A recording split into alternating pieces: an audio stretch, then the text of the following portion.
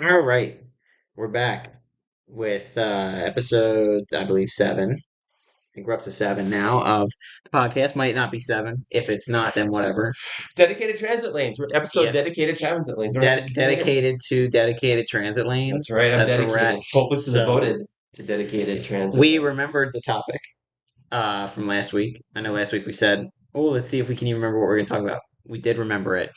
I was going to ask you upon starting the episode, "Hey, what's our topic?" But you came in. You Guns a came to my blazing. house, guns ablaze, and you're like, "We're gonna talk about dedicated transit lanes." Hit So, the ground running. what now? All right. As I like to start off usually with some definitions and everything, what a dedicated transit lane is. I will say that it may sound simple, but again, there are gray areas with this, and I will explain some of those that I have seen in my experiences. Okay. Dedicated transit lane is typically going to be a lane exclusively for something like a bus, but it doesn't have to be a bus. It could be a streetcar. It can have its own lane. For example, in New Orleans on Canal Street, and I believe several of the other streets, but from what I remember, particularly on Canal, Mhm. you have your car lanes on the left and right outside parts of the street. Canal Street's super wide, right? Because then up the middle, you have the streetcar. And the bicyclists are not supposed to ride along the streetcar tracks, but they do because it is way safer than riding alongside with the cars Really? because the streetcar is very infrequent and you can make your whole trip without running into the streetcar in the center of Canal Street.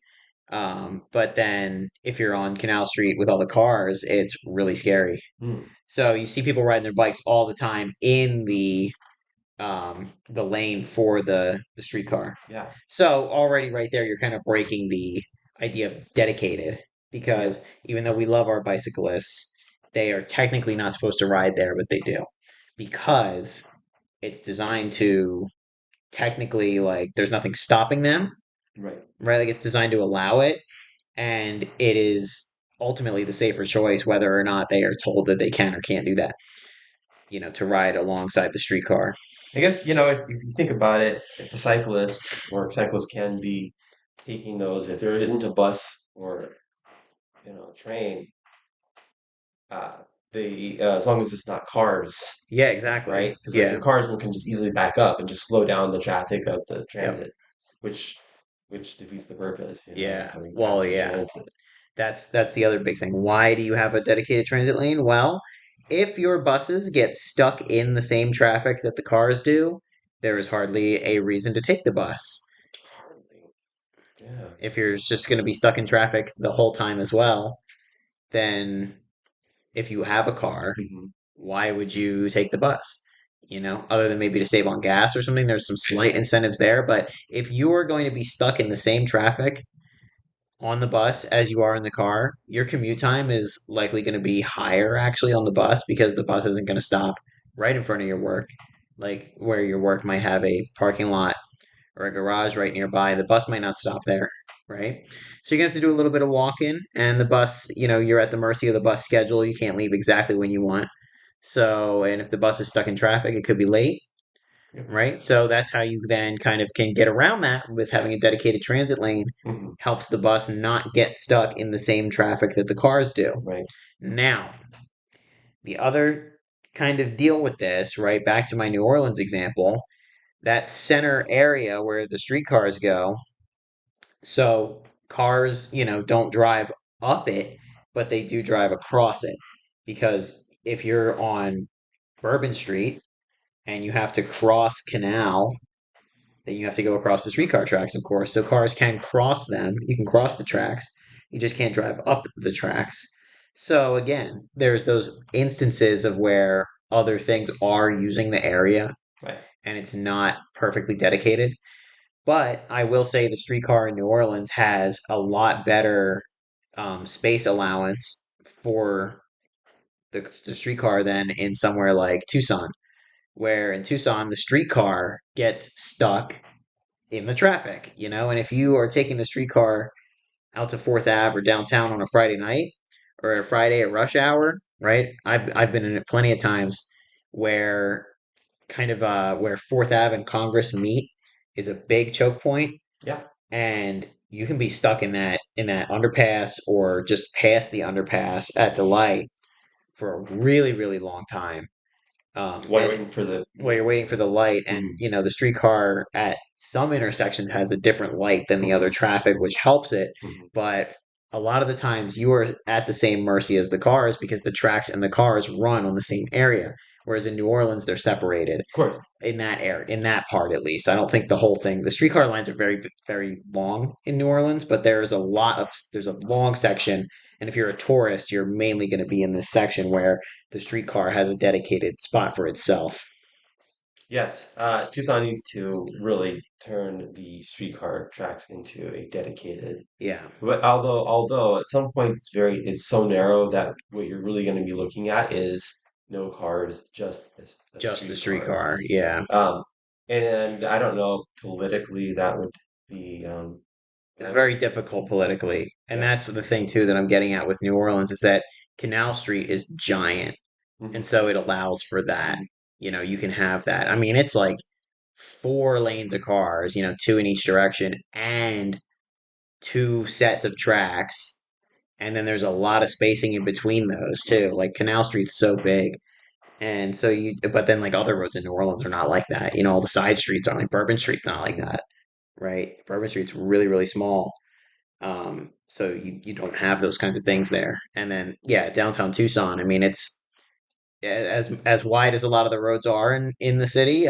Congress and Broadway are right in downtown. They're definitely not wide enough to accommodate something like that. So if you were to do dedicated transit, you'd be really favoring the streetcar at that point. And then there are also buses that run through downtown Tucson. So it actually probably is not the best idea to do something like that because you are taking away options then, because then those buses that run on downtown and the whole Ronstadt Center would be really difficult to get to.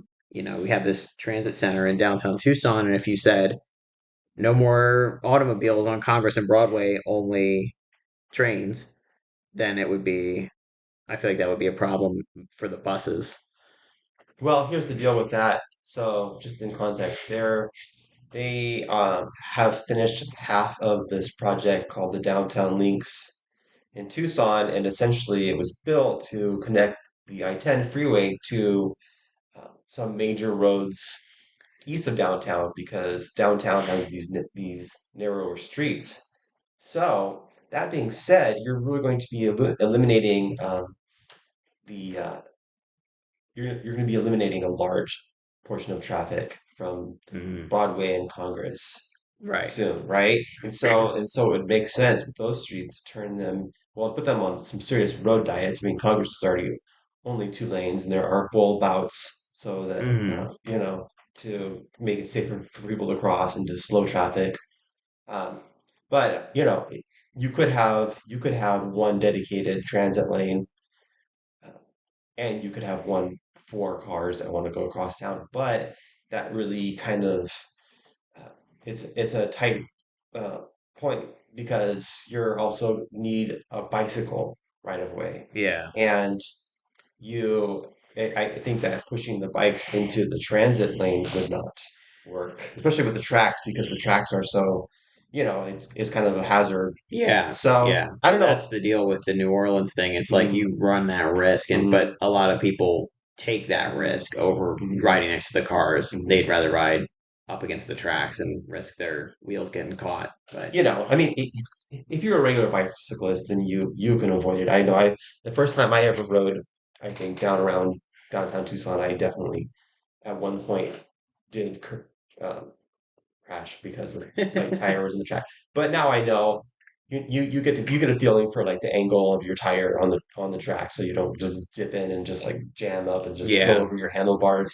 there is that sign. That's my favorite street sign Yeah, that shows the guy going over his that's handlebars. the future of the liberals one. That's what I Yeah, created yeah, a Instagram post. Anyway, whatever. Just like my dark humor yeah. A for joke Instagram post. yeah. Anyway, so um, but anyway, so I definitely think that dedicated transit lanes, at least one, especially when it comes to these streets in the city that have six lanes.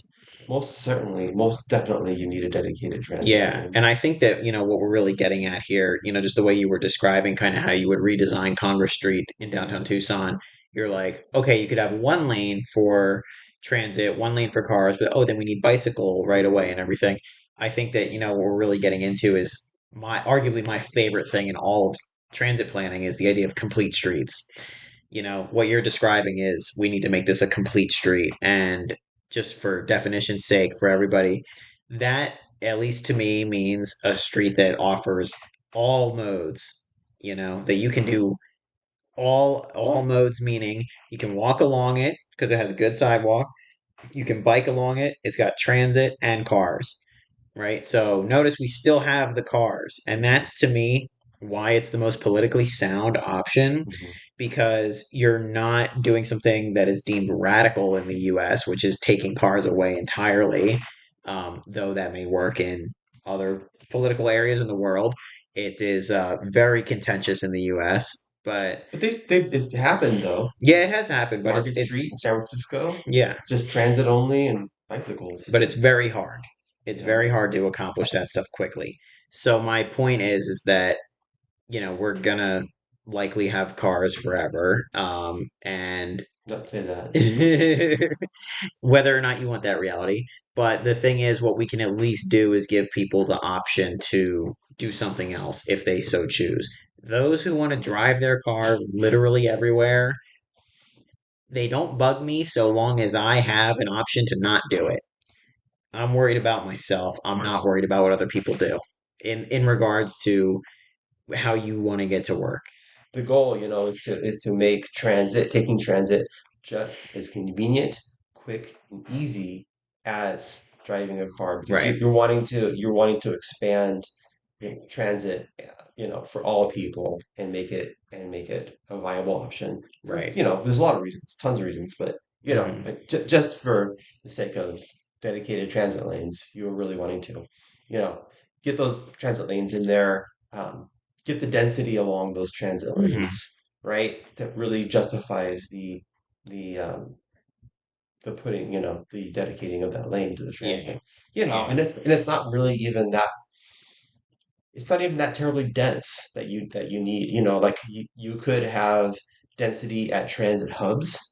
So Hmm. like on a major street, you could have like two across intersection of two major streets with something with a transit line going north and south and one going east and west. Yeah. And you're gonna really bump up the density there and the activities, and then along the street, you can really get away, especially for BRT, dedicated transit lanes. Which stands for bus rapid transit. Yeah, And bus and rapid I'll need you to give transits. two more definitions, but I'll let you finish your point. But there's two more terms that you use that I want you to Okay, define. yeah, we like to planners like to use We have acronyms. terms and acronyms and stuff, so Yeah. there's two that you mentioned that I'll we'll come back to. But Okay. So yeah. yeah. So you're looking at a density. You can even get away with as little as 10 dwelling units an acre, right? So like Tucson, we're hanging out 2, 3, 4 dwelling units an acre Hmm. generally, Hmm. and that's including like lot sizes plus streets, right of ways, things like that, Hmm. essentially, but just like the land use overall. And then at these hubs, you're really wanting to do some more intense density and uses. Yeah, and you notice that along even the Tucson streetcar, like you have kind of the major hubs, like your Hmm. areas downtown, right? Like obviously right up along the Ronstadt and on Hmm. Congress Street for those couple of stops, it's really dense. It's really dense right next to the university, and in the commercial hub at the main gate area. Yep. And then in other parts, though, like near Time Market on University and Third, Hmm. and then out towards the end of the line on the west and on the east ends, Hmm. it's on the west end you have like the Mercado area, which is obviously like a really swanky modern neighborhood, but it's not as dense as something downtown. The density kind of comes and goes along the streetcar line, but it's you still get it in those pockets along those hubs, which is really important. And it's kind of this whole paradox of like people won't want to build transit unless there's density, but people don't want to move anywhere unless there's transit. Like you have this kind of like cat and mouse, like who's going first, the transit or the people to bring the services, and that goes for a lot of things in planning where it's like, oh, well, we can't justify putting a grocery store here because there's not enough people there, right? but nobody wants to live there because there's not a grocery store there. you know Well, yeah. there's all kinds of paradoxes like that. So, but the definitions: Hmm. road diet and bulb out. Okay, so road diet. Well, first we'll start with bulb out. Bulb out is that's funny. It's a funny word. So when you're driving, And we're not saying bulge out, just got to bulb. remember bulb, like a light bulb.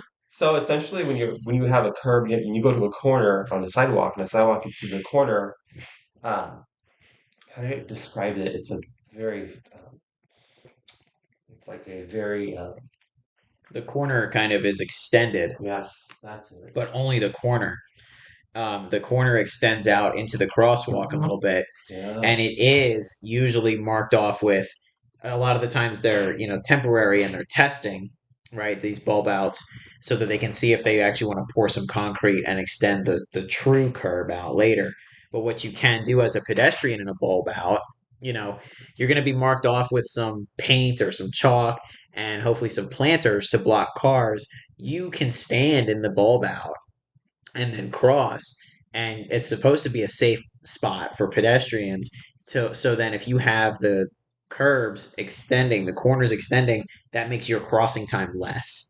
And that's the big deal there, is that you spend less time crossing the street. yeah, safer. Also, what it does is it forces the cars to make more of a 90-degree turn, and they can do less of the kind of slipping around the corners, and it makes it so people have to make a much more deliberate turn, and so they're going to slow down, and they're going to be less likely to hit a pedestrian that they don't see because they'll have more time to react because they're going slower. So that's kind of the purpose of a bulb out. And yeah, you see it in a lot of areas, at least what I've seen in Tucson, a lot of areas that don't necessarily need it compared to others, like Oh they are yeah. testing them in areas where it's, I guess, a little more favorable politically for now. Hmm. But you do see them, You see them. and but they're on some of the smaller streets, and it's like, well, it's already not that bad to cross here, but Hmm. now it's even better, right? Right. But at the major arterials and stuff with all the cars, it's like, all right, well, this is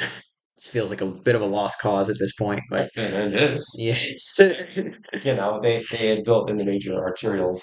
They built them. I think all of the safe design for streets just goes out the window, Oh and, yeah. on every one of those large streets because people would throw a shit fit if. It's just about how many cars can we move, not about how stressful is the drive for people, how stressful is it to be a pedestrian on this street, how hot is it on this street, Yeah, how easy is it to access the businesses that go in along this street, how safe is that? They don't care no. because it's just about moving cars, and it's a really, really, I wouldn't necessarily say inhumane, but perhaps inhuman, in that Inhuman. Yeah, it doesn't consider the human element, where, like, okay, sure, you might be able to move more cars with more lanes, but driving along those roads is so stressful. And if you're somebody who does not think that driving on a 4 to 5 lane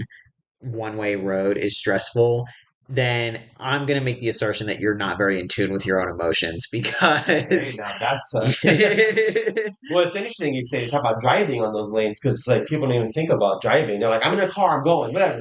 But as yeah. opposed to imagine riding a bike or walking on those Oh, streets. it's so terrible that you don't even think about doing that. Yeah, And that's why you never see anybody doing it, because it's like, who in their right mind would go on that road on a bike? well, either well, either somebody who does it out of necessity or somebody who doesn't have a Yeah. car or somebody who doesn't like driving. I deal a lot with this where I don't want to get in a car and I don't want to drive.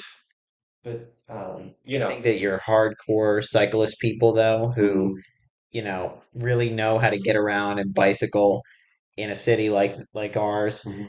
They're gonna do absolutely everything to avoid going on those major arterials Well, because you see them go though. They do, they and I do, do. I but ride on them too. On the yeah, freeway underpass, it's a real nightmare scenario it's a every time. time. Yeah, but there are, my point is that there are other roads that are usually made a little bit better. Like to use our Tucson example, instead of going on Speedway or on Sixth, you go on Third. Yeah, that's the bike lane. Yeah, because that's the bikeway, and that's why you see a ton of bikes on Third, Hmm. and you don't see a lot of bikes on Speedway in that area because Hmm. they're all going through the nice residential area with their nicely paved road and Yeah. everything, So they're essentially right now they're but we're thinking about in the future scenarios when, for example, Broadway and Grant, which are two roads that were recently widened or are Hmm. partially widened in some areas and in the process in the next several years of being widened. And there's going to be you know, a push for a dedicated transit lane, but we've also really have to think about the land use along those streets. Yeah, And they've created these overlays, these zoning overlays to incentivize and allow more intense land use. Unfortunately, what we're dealing with is I just don't think everybody's on the same page. And so what you're seeing along those streets now is instead of an intensification of uses, they're building the same things. They're building car drive-through yeah, restaurants, they're building car washes, oil change places. You see huge parking lots. They don't follow any of the design guidelines. Nobody is using the incentives, yeah. and so it really kind of defeats the purpose. You have this really, so it just the problem just gets worse and worse, and because you're really looking at developers who are really just building what is The market. the market right now, Yeah, and unfortunately, I mean, and I don't know. I mean, honestly, they could do a study on it, but I think that if you don't really guide the market, or if you just build the same old thing, people are just going to keep on perpetuating the cycle yeah. even though it's just absolutely horrific for for our urban environment, for our the The long term is long all, term. yeah, Yeah. it's all bad, but it's just the short term. Mhm. Yeah, so we were talking about kind of mixed use areas and how they're not really being developed, how a general plan necessarily wants them to or incentives, and it's this really difficult thing in code and in law that kind of I guess government can't be so stringent about is you can call an area commercial, you can zone an area commercial, and that means anything can go into it. That Mhm. means you could have a cool local, restaurant at whatever genre of food you want, whatever region of food you want, cool Italian place, Mexican food, anything, right? Or Dutch Bros or McDonald's. Like, Well, that's the same thing. It's a restaurant, and in code and in law, that's it. It's McDonald's, is the same thing as somewhere like Caruso's on Fourth, which is a hmm great hmm local hmm tradition in Tucson and everything, and they hear they run ads on the local radio and stuff, and they're like a very proud business. right, really. I'm laughing because he just hit his chair and sunk himself down really far. But anyway, um, so yeah, you have somewhere like a really proud tradition like Caruso's, Hmm. or you have McDonald's, and those are both just considered commercial. Hmm. And there might be something like a definition of a restaurant in a code, right? Or a food service. They're both going to be that. It's you don't have cool, swanky local food restaurant Hmm. defined in code versus gross conglomerate drive through hell, and it's not like, oh, this zone of like, let's call it zone CC, cool commercial only allows, this is if I ran the town, the cool commercial allows neat restaurants like Caruso's or any restaurant in any city that you like. But then we have LC, lame commercial, and we have things like McDonald's in LC. Well, so I just want to mention that what it really comes down to is what you can, like the restrictions placed on how you can build, right? You can put a McDonald's, you can put any other corporate chain in a place, right? Some cities can and do. They have, restrictions. They have like a form-based code, right? Yeah. Where they're like, okay, well, here's our goal. We're going to make our city, like this. We're going to follow a set of standards to, create a better city. So so you can put your McDonald's in or your Dutch Bros or whatever, and but your building needs to follow a set of standards, right? Like we have zoning codes, right? We have Right. setbacks, we have height restrictions. These are all things that these are restrictions that we impose Hmm. on the free market, right? Right, right. So, like in Los Angeles, for example, they're like, yeah, you can totally build your Cane's chicken, whatever, but you can't build a drive-through. Right. Or in Yeah, Minneapolis, I was literally gonna say Minneapolis. right? Yeah. So like and those those places, whatever, you may not care and think these corporate entities are garbage food or whatever, but it doesn't matter because it really comes down to the code and how you restrict the built environment. And Hmm. those restaurants may go away someday. They may move out and go somewhere else because that's the nature of that kind of stuff. It all seems Right. very ephemeral and whatever the trend is at the moment, like Yeah. so then you could have it could become an old space that a cool place could go into because it has lower rent or whatever because Hmm. it's not all flashy and new. But anyway, but we're just talking about how it's important to have to have a form-based code and you can't restrict who goes in there, but you can restrict how they build. Unfortunately, we're living in a state where um, I don't remember, but you're talking about the Prop 207, where essentially if they feel like your restrictions are taking in terms of like makes you, costs you money or maybe keeps you from making more money, Oh, yeah, yeah, yeah. then they can sue you, right? And this is a Yeah. thing that The Prop Republicans, 207 or whatever yeah, it a is. long time ago, Yeah. not the marijuana legalization of Prop 207, but the No, it was like 2005 or something, right? yeah. It's older and it's basically like really allowed for use-based takings, Hmm. like legal takings, Hmm. right? Which I won't define. Whatever. Go watch Legal Eagle. He's probably got a video on that. You know, I'm not you have to know a little bit of law and planning, but I don't know it Uh-huh. well enough to be like an authority on the internet for it. So anyway, legal-based takings could be very, very loosely accepted as damages based on like things like form-based code, is pretty much. Yeah, Yeah. exactly. So, but anyway, what's that have to do with With dedicated transit transit? lanes. Well, I was thinking about that. I'm like, oh yeah, we're a little off topic here, but Uh-huh. maybe um, I was just thinking that like in terms of complete streets and everything, Hmm. if you're gonna give people more options to get somewhere, then you have to design the destinations appropriately as well, right? Hmm. So if you have like a thing like Dutch Bros is in my like I know that you can like walk up to a Dutch Bros and order, but like nobody does that and it's like it's drive through only. Like it is absolutely drive I mean, through only. it's the business model. Yeah, like it is absolutely this is a drive through. You don't Uh-huh. go inside, But if you're doing that, it's only going to ever encourage those to go in car-based areas and encourage car only infrastructure and not allow for anyone to ever bike or walk to a Dutch Bros. And so, but if you start to say, listen, you have to design this way because we are a city that accommodates for all modes.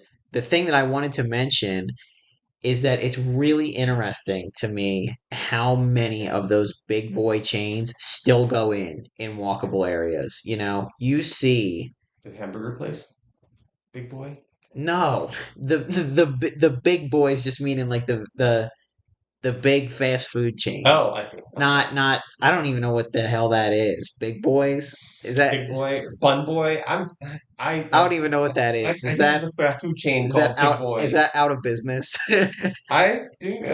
Anyway, continue, please. How many of the large competitors in the fast food realm who love to build drive-throughs still go in to dense walkable areas? I remember like being a kid and we took a trip to New York. Obviously, it's like Manhattan, and there's this like ginormous McDonald's that is like really fancy and it's like a gag at this point. I don't know if it's still in business because I haven't been to Manhattan in 15 years, but um it was like, oh, we're in the middle of like New York, but yet there's this McDonald's that like we walk to, right? And much more recent, to go back to my trip to Vancouver, one of my meals, just didn't feel like getting anything fancy or anything. Just wanted some fast food, and I heard that A&W Canada is very different from A&W in the US. Uh-huh. So I made sure to try A&W Canada, and it's like, yeah, in like far like suburban parts of Canada and in the US, like yeah, like the A&W is going to be like a car oriented place, but like I just walked to this A&W, this little like hole in the wall place in Vancouver, and it's like that's a huge franchise just going in there, and it's like they want all these drive-throughs and stuff, but like they're willing. My point is that they're willing to go in still if you tell them, yeah, you can have this spot in downtown, but you absolutely cannot build a drive-through here. Are you kidding me? It's a building that was built in the 1860s. Not it's an example. It's Yeah. a theoretical situation, that what I'm saying about it being in a historic building. But you know what I mean? It's like Yeah. it's an area that is not built for what you as a company maybe want all your new places to look, but you can go in here under these conditions, and it's like they still do. I saw that. Well, actually, they put a McDonald's, this is way back in the 90s sometime. They had a McDonald's on the main drag in Lawrence, Kansas. Mm-hmm. And I should look it up, but the people that in that area managed to run McDonald's out of that off that main street. Oh yeah. It was in an old building, like because it was just an old Main Street kind of thing, and there was a McDonald's in there. And I don't know, last time, I mean, a long time ago, I went there, back on that street, and that McDonald's was gone. So, and also, yeah, a big health food chain went there, and they managed to run them out too, actually. Well, and I'll tell you this. So, Um, one of the I've never been to Lawrence, Kansas, but I do want to go to the bookstore The Raven mhm, because I have read some stuff from the author, or the owner mhm. of that bookstore has some stuff about how to keep local bookstores in a community and all that, and he's very very passionate about the this kind of at risk business, the local bookstore, but he owns one, and he talks about how satisfying it was to see that there was a Borders across the street. Remember Borders bookstores? Yeah. They went out of business a long time ago. And for him to see the Borders across the street go out of business while he was still in business Wow. was very satisfying for him. And that was also in Lawrence, Kansas. So Wow. there you go. But yeah, anyways, that's then we're a little over a half hour, so we can give this one a pause and everything. But yeah, we'll pick it up on our next one. We might keep talking about downtowns, maybe about some adaptive reuse, because I did hint at that a little bit. That's So fun. Adaptive yeah, it's reuse. I'm my always arguably fun. my favorite thing in all of planning. Oh, I So think it's fantastic. I'm way yeah, into it. In fact, I want to. yeah. All right. So yeah, we'll maybe get into that next time. So for now, we will see you later. Be sure to like, comment, subscribe.